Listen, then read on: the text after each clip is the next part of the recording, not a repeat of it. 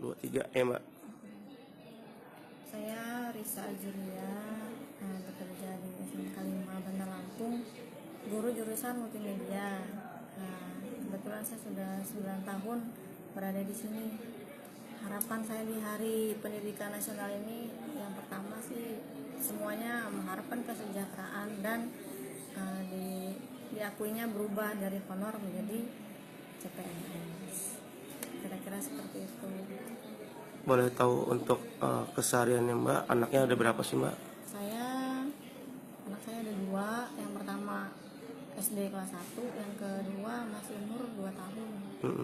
Sejauh ini berapa sih Mbak honor yang diterima kita di SMK 5 sendiri?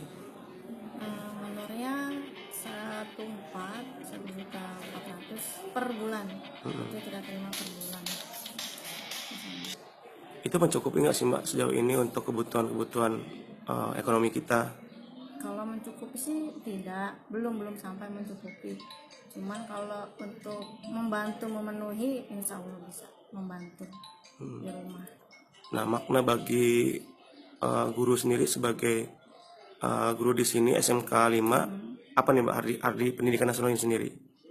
Hari pendidikan itu kita sebenarnya sekarang sudah berubah ya karena era dari pendidikan, tapi tetap kita harus memajukan pembangunan bangsa anak-anak untuk bukan hanya pintar tapi berkarakter.